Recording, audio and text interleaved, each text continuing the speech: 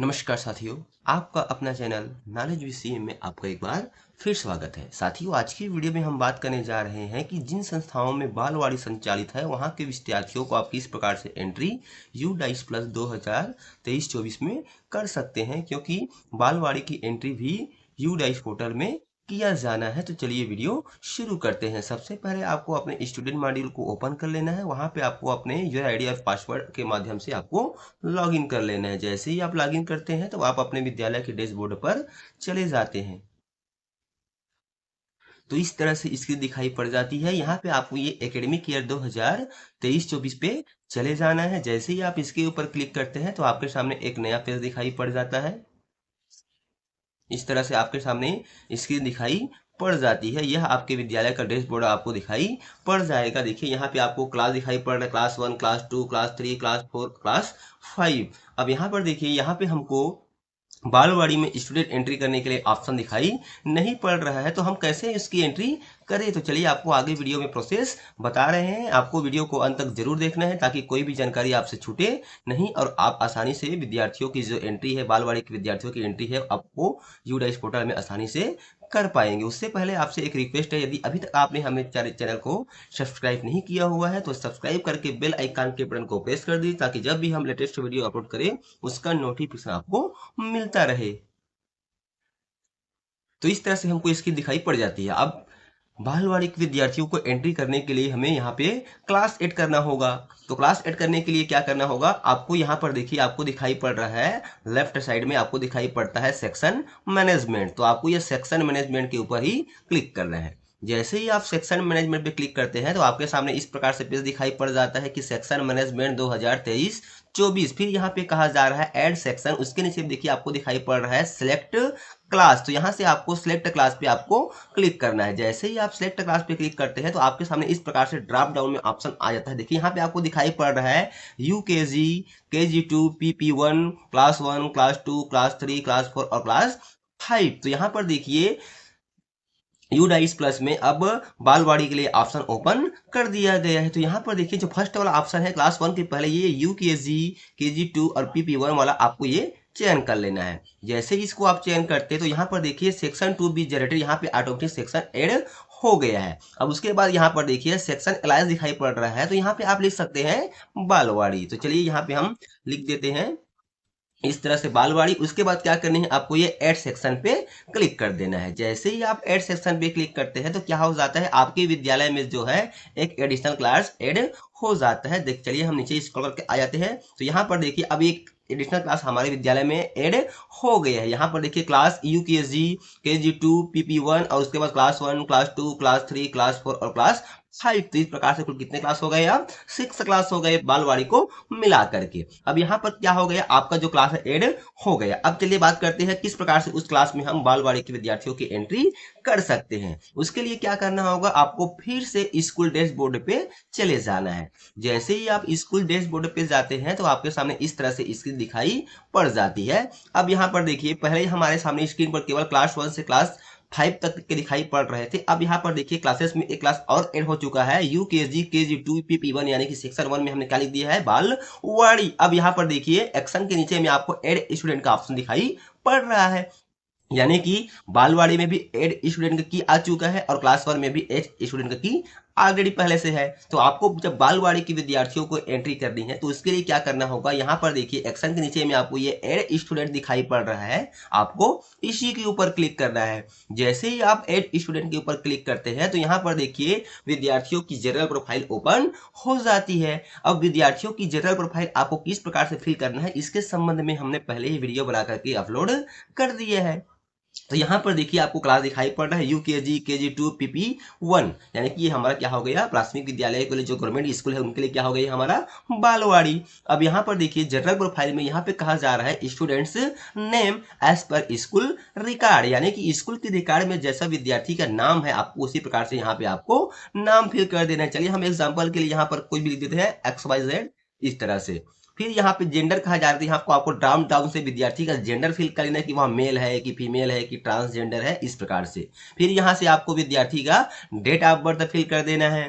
फिर यहाँ पे विद्यार्थी का उसके माता का नाम आपको फिल करना है। इस तो यहाँ पर साथियों जो भी जानकारी यहाँ पे फिल किया जा रहा है वह एक केवल डेमो स्वरूप है। आप जब इसको विद्यार्थियों की जब एक्चुअल एंट्री कर रहे होंगे तो आपको विद्यार्थियों की सही सही जानकारी प्रविष्ट करनी है। अब यहाँ पे देखिए आधार नंबर ऑफ स्टूडेंट कहा जा रहा है। यदि विद्यार्थी का आधार नंबर बना हुआ है और उसका आधार नंबर उपलब्ध है तो यहाँ पे आपको 12 डिजिट का वैलिड आधार नंबर फिल करना है। और जैसे ही यहाँ पे आधार नंबर फिल कर लेते हैं उसके बाद यहाँ पे कहा जा रहा है name of student as per in Aadhaar card है। तो यहाँ पे आपको आधार कार्ड में जैसा विद्यार्थी का नाम लिखा हुआ है हूबहू आपको वैसा ही नाम यहाँ पे फिल करना है। अब मान लेते हैं किसी विद्यार्थी के पास आधार कार्ड उपलब्ध नहीं है, उनका आधार कार्ड नहीं बना है, तो उस स्थिति में क्या करेंगे? तो उसके लिए क्या करना है, यहाँ पे आपको आधार नंबर ऑफ स्टूडेंट में आपको 9 को 12 बार फिल करना है, यानी कि 9 को 12 पर फिल करना है। देखिए 1 2 3 4 5 6 7 8 9 10 11 और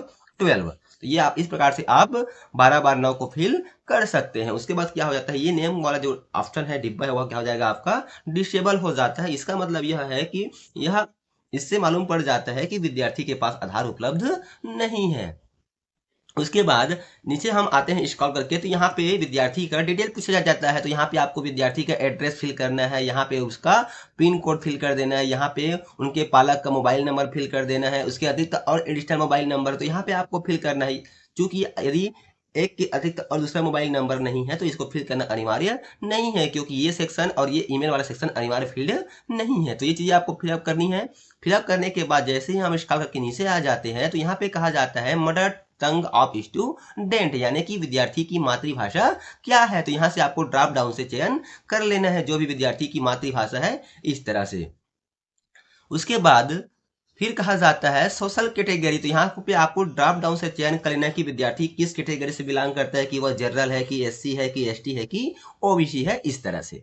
फिर यहाँ से आपको बताना है कि माइनॉरिटी ग्रुप है, क्या वह अल्पसंख्यक समुदाय से बिलोंग करता है। यदि है तो यहाँ से आपको ऑप्शन चयन करना है, और नहीं है तो आपकी स्थिति में आपको ये 7 वाला ऑप्शन चयन करना है, NA यानी कि नॉट एप्लीकेबल। फिर कहा जा रहा है वेदर बीपीएल बेनिफिशियरी, यानी कि क्या विद्यार्थी बीपीएल बेनिफिशियरी है की स्थिति में आपको यस पे क्लिक करना है अथवा आपको नहीं पे क्लिक कर देना है। फिर यहाँ पे कहा जा रहा है क्या विद्यार्थी अंत्योदय अन्न योजना का बेनिफिशियरी है, लाभान्वित है। यदि प्राप्त होता है तो आपकी स्थिति में यस अथवा आपको नो पे क्लिक करना है, इस तरह से। फिर यहाँ पे कहा जा रहा है कि क्या विद्यार्थी आर्थिक रूप से पिछड़ा या फिर वंचित समूह से बिलोंग करता है तब की स्थिति में यस पे क्लिक करें अथवा आपको नहीं पे क्लिक करना है। और फिर कहा जा रहा है कि क्या विद्यार्थी CWSN है, दिव्यांग है, यस की स्थिति में यस पे क्लिक करें अथवा आपको नहीं पे क्लिक करना है। यदि आप यहाँ पे यस पे क्लिक करेंगे इस तरह से तो यहाँ से आपको ड्रॉप डाउन से विद्यार्थी की जो दिव्यांगता है उसका यहाँ पे आपको चयन करना है। यहाँ पर 21 प्रकार की दिव्यांगता दी गई है। यहाँ पे दिव्यांगता चयन करने के बाद यहाँ पे आपको उसका परसेंट फिल करना है कि विद्यार्थी कितना % दिव्यांग है। फिर यहाँ पे कहा जा रहा है कि क्या विद्यार्थी भारतीय नागरिक है, तो आपको यहाँ यस पे क्लिक कर देना है। फिर यहाँ पे कहा जा रहा है कि क्या विद्यार्थी की पहचान आउट ऑफ स्कूल के रूप में की गई है, करंट ईयर या फिर प्रीवियस ईयर में। यदि किया गया है तब की स्थिति में यस या फिर नो करना है। क्योंकि अभी आप बालवाड़ी के विद्यार्थियों की एंट्री कर रहे हैं इसलिए आपको ये नो ही आ जाएगा। उसके बाद यहाँ से आपको विद्यार्थी का ब्लड ग्रुप फिल कर देना है। यदि विद्यार्थी का ब्लड ग्रुप आपके पास उपलब्ध नहीं है तो यहाँ पे आपको लास्ट ऑप्शन दिया गया है under investigation, result will be updated soon को आपको चयन कर लेना है। तो इस प्रकार से पूरी जो जानकारी है उसको पुटअप करने के बाद फिलअप करने के बाद आपको ये सेव पे क्लिक करना है। तो जैसे ही आप सेव पे क्लिक करते हैं तो आपके सामने इस तरह से स्क्रीन आ जाती है। यहाँ पे कहा जाता है कि confirm the following detail are correct. यहाँ पे आपको नेम ऑफ स्टूडेंट देख लेनी, जो आपने फिल किया है सही है तो आपको ये चेक पे क्लिक कर देना है। उसी प्रकार से फादर का नाम सही है तो आपको चेक पे क्लिक करना है। फिर मदर का नाम पे भी चेक पे क्लिक करना है और डेट ऑफ बर्थ पे भी आपको चेक पे इस तरह से क्लिक कर देनी है। देखिए यहाँ पे आप स्पष्ट किया गया है कि the above information can not be change once it has been confirmed, यानी कि यदि एक बार आप इसको कंफर्म कर लेते हैं उसके बाद आप इसमें किसी भी प्रकार का परिवर्तन नहीं कर पाएंगे। तो फिर आपको ये कंफर्म पे क्लिक कर देना है। जैसे ही आप कंफर्म पे क्लिक करते हैं तो हमारे सामने इस तरह से स्क्रीन आ जाती है। यहाँ पे कहा जा रहा है कि the student has been initiated या फिर सेव्ड सक्सेसफुली। यहाँ पे विद्यार्थी का नाम, उसका क्लास और सेक्शन आपको दिखाई पड़ रहा है। अब उसके बाद फिर से आप दूसरे विद्यार्थी की एंट्री करना चाहते हैं पार्ट 1 का, तो आपको ये ऐड न्यू स्टूडेंट पे क्लिक करना है, या फिर आप इस विद्यार्थी की जानकारी को पार्टिकुलर पूरे सेक्शन को फिलअप करना चाहते हैं तो आपको ये नेक्स्ट पे क्लिक करना है। तो चलिए यहाँ पे हम नेक्स्ट पे क्लिक कर देते हैं। जैसे ही आप नेक्स्ट पे क्लिक करते हैं तो विद्यार्थी का सेकंड जो सेक्शन है वह ओपन हो जाता है, एनरोलमेंट डिटेल यानी कि ईपी की जानकारी, इस प्रकार से। यहाँ पे कहा जा रहा है admission number in present school, यानी कि वर्तमान स्कूल में उनका एडमिशन दिनांक क्या है उसको यहाँ पे आपको फिल कर देना है। किस दिनांक को उसने स्कूल में एडमिशन लिया है उस दिनांक को यहाँ से आपको फिल कर देना है। यहाँ पर क्लास या फिर सेक्शन कहा जा रहा है, यह अनिवार्य फील्ड नहीं है, इसको भरना जरूरी नहीं है। फिर यहाँ पे कहा जा रहा है मीडियम ऑफ इंस्ट्रक्शन, यानी कि निर्देश का माध्यम क्या है, इस प्रकार से तो आपको चयन कर लेना है ड्रॉप डाउन से। चलिए हम एग्जाम्पल के लिए यहाँ पर विद्यार्थी का दाखिल नंबर इस प्रकार से फिल कर देते हैं।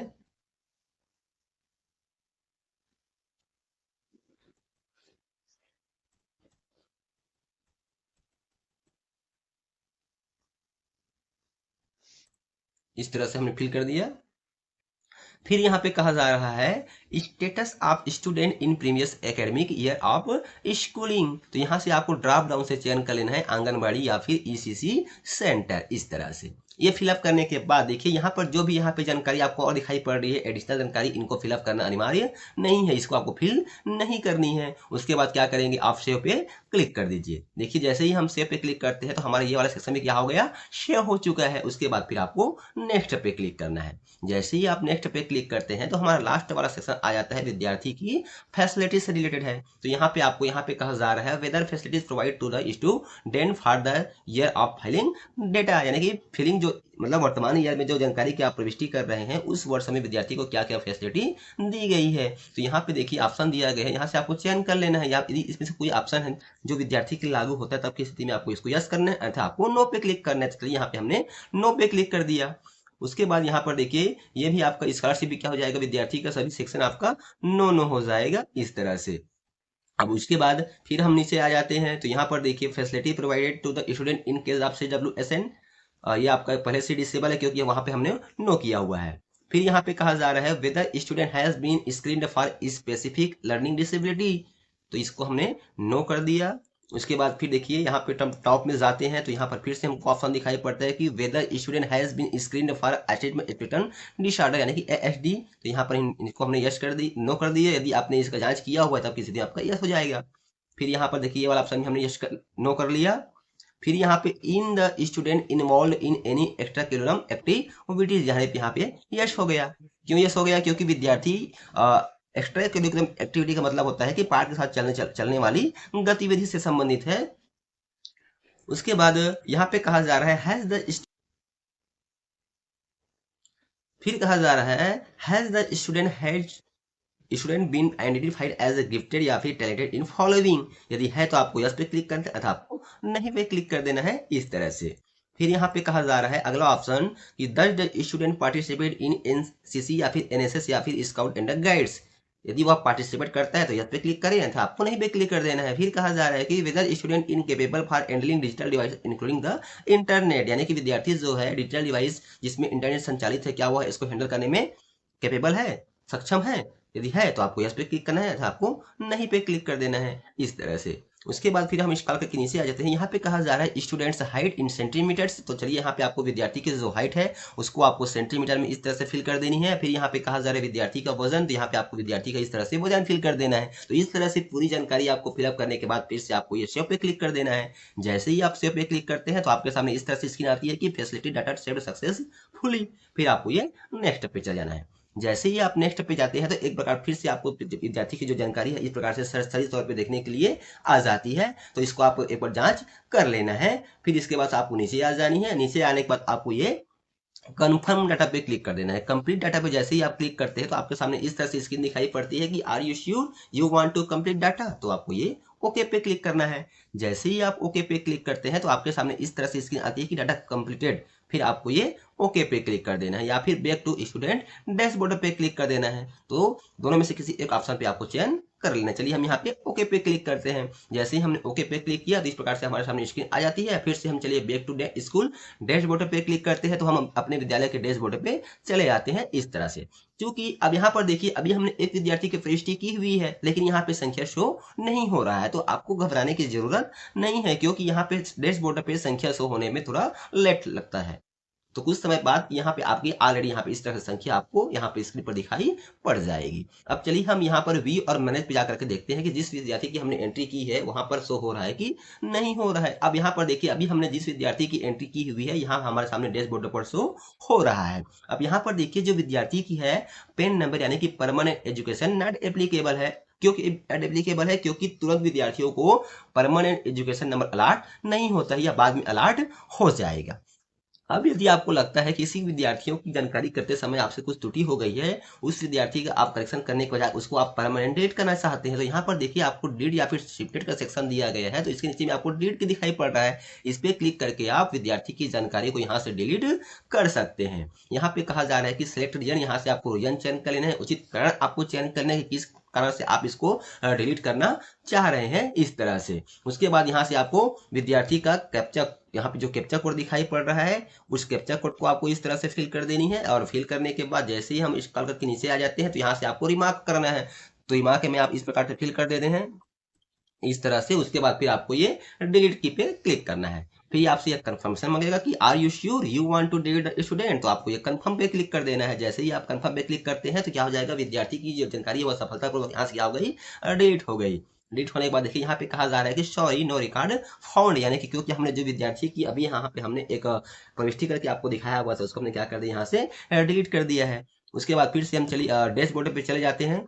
डैशबोर्ड पे जाएंगे तो यहाँ पर देखिए हमारे सामने स्क्रीन दिखाई पड़ जाती है इस तरह से। फिर हम चलिए व्यू एंड मैनेज पे क्लिक करते हैं तो देखिए यहाँ पर sorry no data record found दिखाई पड़ रहा है, क्योंकि जिस विद्यार्थी की हमने यहाँ पे डेमो एंट्री किया हुआ तो उसको हमने डिलीट कर दिया। तो साथियों आई होप कि वीडियो में बताए गए प्रोसेस के अनुसार से आप आसानी से जहाँ जहाँ बालवाड़ी संचालित है वहाँ के विद्यार्थियों को आप U-DICE+ में आसानी से वीडियो के अनुसार से एंट्री कर पाएंगे।